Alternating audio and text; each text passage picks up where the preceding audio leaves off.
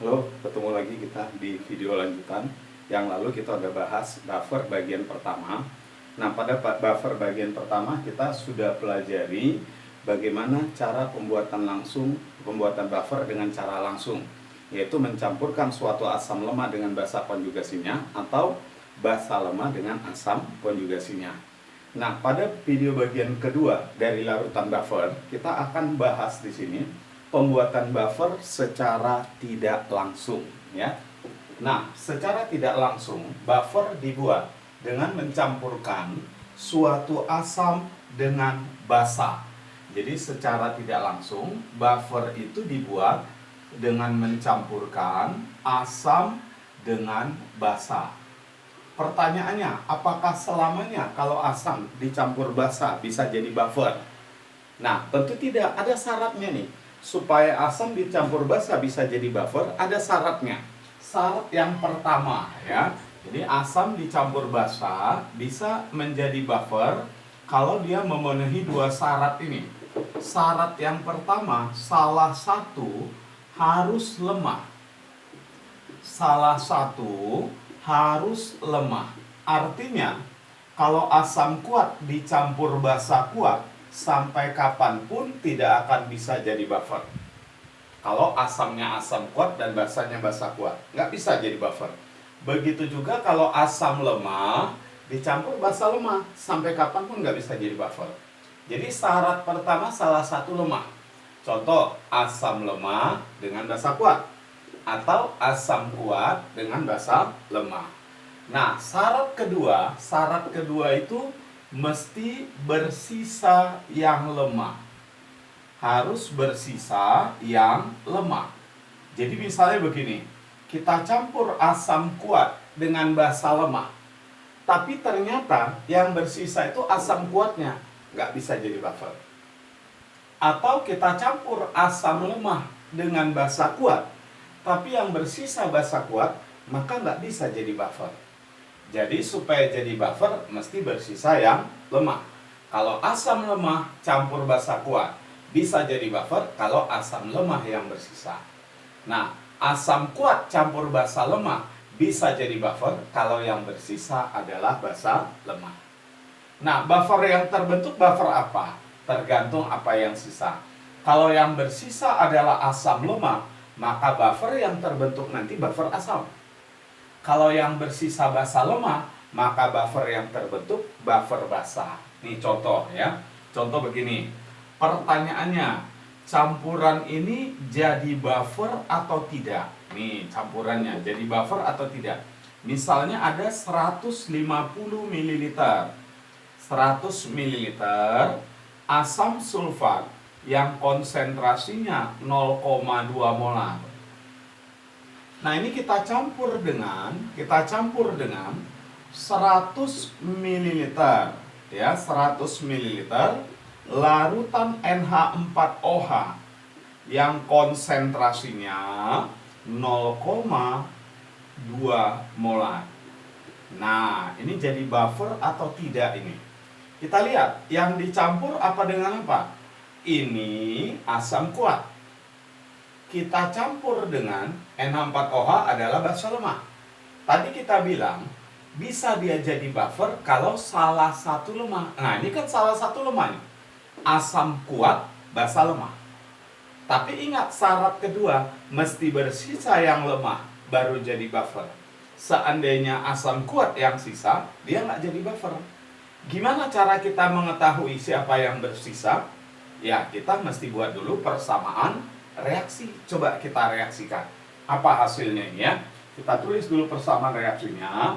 Berarti nanti H2SO4 kita reaksikan dengan NH4OH.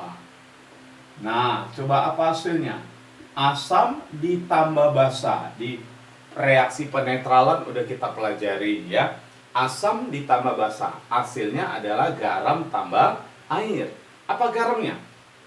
Cara mendapatkan garamnya, tutup H dari asam, kelihatan SO4, tutup OH dari basa, kelihatan NH4.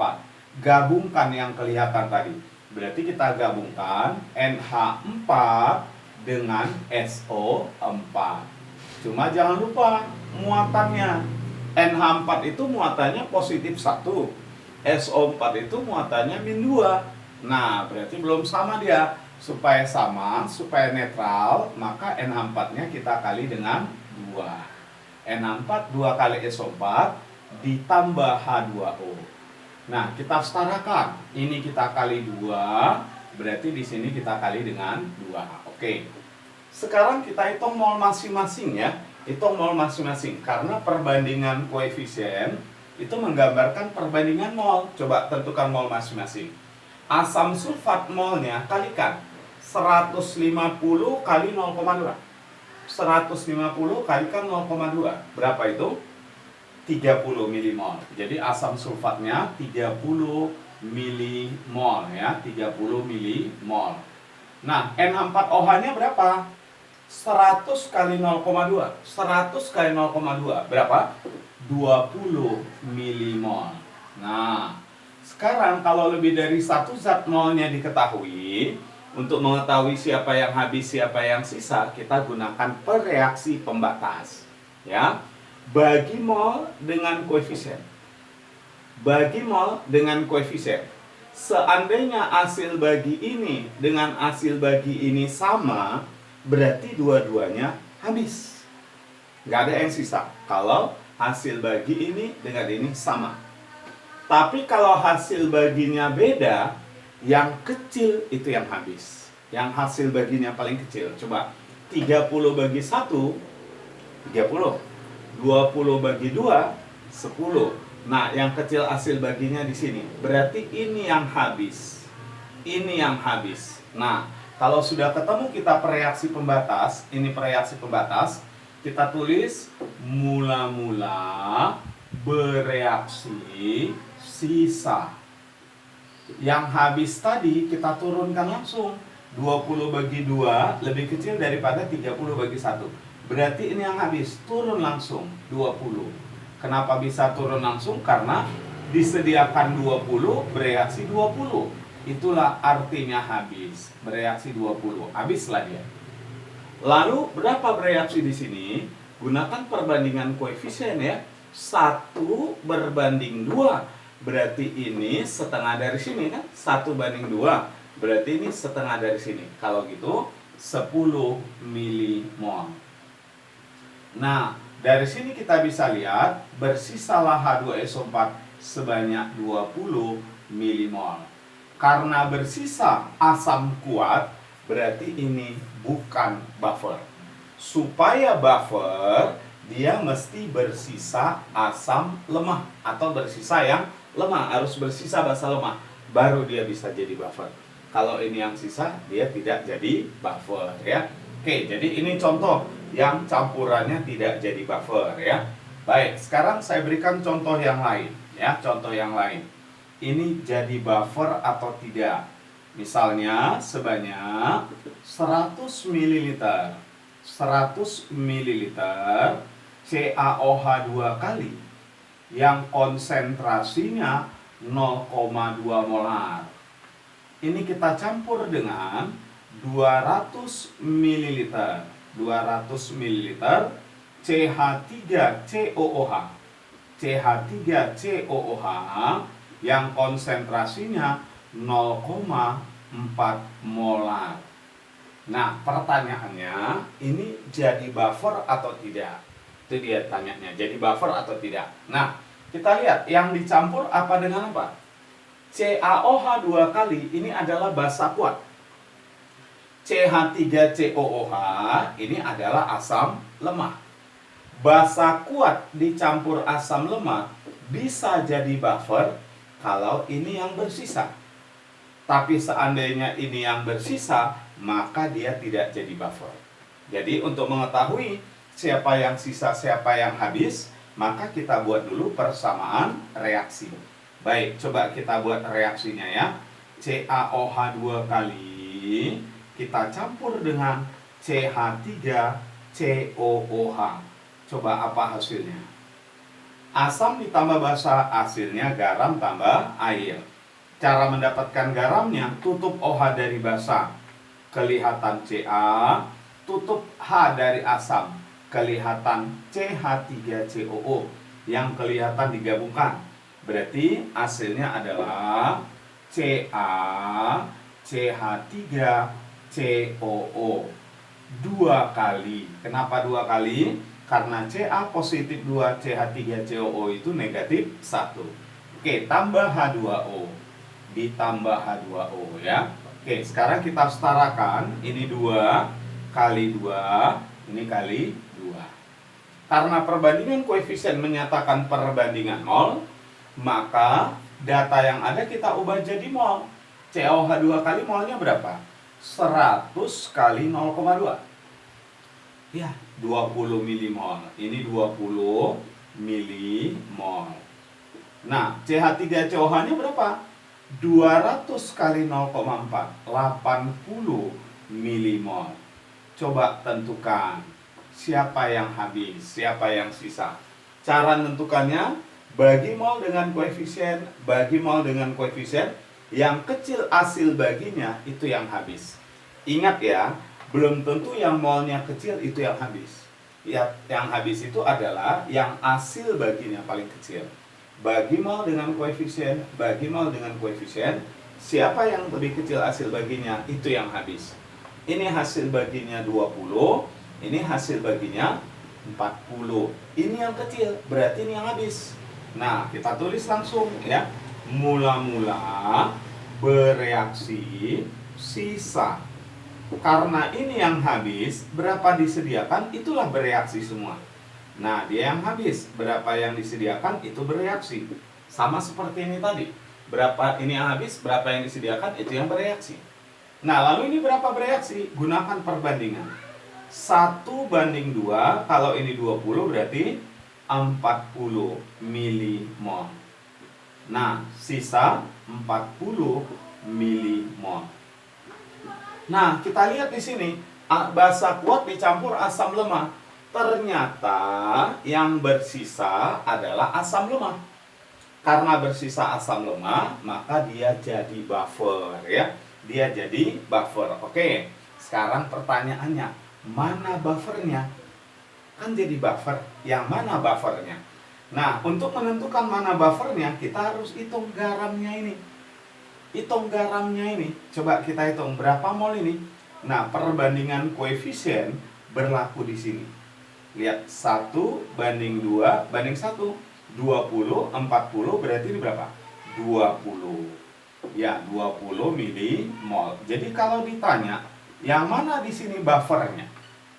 Buffernya itu adalah asam lemah yang sisa sebanyak 40 milimol bercampur dengan CH3COO- ya. Jadi kalau saya teruskan di sini, nah, yang jadi buffer itu atau komponen buffernya di sini adalah CH3COOH yang sisa sebanyak berapa? Sebanyak 40 milimol ini.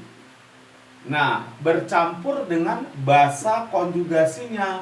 Basa konjugasinya CH3COO- yang ada di dalam ini. Coba, kalau CH3COO 2 kali itu 20. Berarti CH3COO-nya saja berapa? 20 kita kali 2. 20 dikali 2. 40 milimol. Inilah yang menjadi larutan buffernya. Campuran asam lemah dengan basa konjugasinya. Nah, jadi nanti seandainya kita diminta menghitung pH larutan buffer yang dibuat dengan cara tidak langsung, yang kita ambil ini. Ini Ka, karena dia sisanya asam lemah, berarti buffer asam tadi Ka kali mol asam dibagi dengan mol basa konjugasinya ya. Oke, baik. Sekarang saya berikan contoh soal ya. Nah, biar kita langsung hitung buffer pH dari buffer yang dibuat dengan cara tidak langsung. Ini saya hapus saja ya. Kita hitung pH-nya. Gimana cara menentukan pH buffer yang dibuat secara tidak langsung? Biar lebih jelas langsung pemakaiannya. Contoh ya. Di sini sebanyak 50 ml. 50 ml larutan metilamin. Metilamin itu CH3NH2 yang konsentrasinya 0,4 molar. Nah, ini dicampur dengan 100 ml H2SO4. H2SO4 yang konsentrasinya 0,1 molar, 0,05 molar. Diketahui Kb dari CH3NH2 ini sama dengan 1,6 kali 10 pangkat min 8. Tentukan pH campurannya. Tentukan pH campuran. Nah, kita lihat yang dicampur apa dengan apa ini. Kalau seandainya asam lemah dicampur dengan garamnya atau basa lemah dicampur dengan garamnya, itu tidak akan bereaksi, tapi langsung jadi buffer ya. Sekarang kita lihat yang dicampur apa dengan apa ini. CH3NH2 metilamin ini adalah suatu basa lemah. Ada Kb-nya. H2SO4 ini suatu asam kuat. Basa lemah dicampur asam kuat, ditanya pH campuran. Nah, rumus yang kita gunakan untuk menentukan pH campuran asam basa tergantung pada hasil akhirnya. Habis 22 atau bersisa gitu, ya. Nah, kita lihat dulu untuk mengetahui habis 22 atau bersisa, kita buat persamaan reaksinya. Gimana mereaksikannya? CH3NH2 ini adalah suatu basa lemah. Kita reaksikan dengan H2SO4. Nah, apa hasilnya? Yang kita tahu selama ini kalau dia ada basa dicampur asam, dia akan menghasilkan garam tambah air. Nah, itu kalau basanya basa anorganik. Basa anorganik itu yang ada OH-nya. NaOH, KOH itu basa anorganik. Tapi kalau basa organik dicampur asam, hasilnya garam langsung. Cara mendapatkan garamnya gimana? Masukkan aja hanya kemari, ya. Sehingga garamnya nanti adalah CH3 NH3 2 kali SO4. Nah, jadi tidak ada pakai tambah H2O kali 2. Ya, ini dia. Nah, sekarang kita tentukan mol masing-masing. Metilamin molnya berapa? 50 kali 0,4. Kalikan 50 kali 0,4, dapatlah kita 20 milimol. 20 milimol ya. Lalu asam sulfatnya berapa mol? 100 kali 0,05. 5 milimol. Asam sulfatnya 5 milimol. Oke. Nah, coba kita lihat. Ini habis 22 atau ada yang bersisa? Cara menentukannya, bagi mol dengan koefisien. Kalau hasil baginya sama, dua-dua habis. Tapi seandainya hasil baginya beda, maka yang lebih besar itu yang bersisa, yang lebih kecil hasil baginya itu yang habis. Kalau ini kita bagi hasilnya 10, ini kita bagi hasilnya 5, ya. Ini kalau dibagi hasilnya 5, ini dibagi hasilnya 10. Beda hasil baginya, berarti ada yang bersisa. Maka langsung tulis begini. Mula-mula bereaksi sisa. Siapa yang habis, itu kita turunkan langsung. Gimana cara menentukan yang habis? Cara menentukan yang habis itu yang hasil baginya paling kecil tadi. Ini hasil baginya 10, ini hasil baginya 5, hasil bagi ini yang lebih kecil. Ini yang habis. Yang habis itu turun langsung 5 milimol. Artinya disediakan 5 milimol, bereaksi 5 milimol. Lalu berapa bereaksi di sini? Gunakan perbandingan koefisien 1:2. 1:2 artinya mol ini 2 kali nih. Kalau ini 5 berarti ini 10 milimol. Berarti bersisalah di sini metilamin sebanyak 10 milimol. Nah, apa kesimpulan kita? asam kuat dicampur basa lemah, ternyata yang bersisa basa lemah. Maka jadilah dia buffer basa. Pertanyaannya, buffernya yang mana? Nah, apakah ini aja? Ingat, ini ikut ya. Nah, kita harus tentukan langsung di sini. 1:1, 1:1. Kalau ini 5, berarti ini 5 milimol. Dengan demikian kita udah bisa melihat buffernya yang mana. Jadi buffernya di sini ya. Buffernya di sini adalah basa lemah yang sisa ini CH3NH2 sebanyak 10 milimol. 10 milimol. Nah, ini bercampur dengan ini asam konjugasinya. Asam konjugasi dari sini tambahkan H+. CH3NH3 plus 1. Berapa milimol ya? Yang 5 itu ini semua. Kalau ini saja berarti 5 kali 2, 10 milimol. Nah, inilah yang jadi buffer di sini. Inilah yang jadi buffer. Karena bersisa basa lemah, berarti kita gunakanlah rumus pH buffer basa. Apa rumusnya? Konsentrasi OH- sama dengan Kb dikali mol basa lemahnya. Apa basa lemahnya? CH3NH2 dibagi mol asam konjugasinya. Asam konjugasinya itu adalah si CH3NH3 plus. Nah, inilah dia asam konjugasinya. Udah, kita tinggal masukkan angkanya. Berarti KB-nya, ini KB-nya 1,6 kali 10 pangkat min 8. Mol basa lemahnya 10, mol asam konjugasinya 10. Maka dari sini dapat kita 1,6 kali 10 pangkat min 8. Kita teruskan. Berarti dari sini kita bisa peroleh POH sama dengan 8 dikurang log 1,6. Ini ya. Berarti pH-nya berapa? pH-nya 6 tambah log 1,6. Lah, tadi katanya buffer basa. Kok pH-nya bisa di bawah 7? Nah, tidak ada keharusan buffer asam itu harus di bawah 7, buffer basa itu di atas 7. Tergantung komponen penyusun buffer itu, ya. Dan tergantung Ka atau Kb. Baik, ini dia mengenai pembuatan buffer secara tidak langsung. Itu dibuat dari campuran asam dengan basa dengan syarat salah satu lemah, kemudian bersisa yang lemah. Nah, pada buffer bagian ketiga nanti, ya, video setelah ini kita akan pelajari bagaimana cara kerja larutan buffer dalam mempertahankan pH. Nah, sehingga pH larutan buffer itu relatif tetap.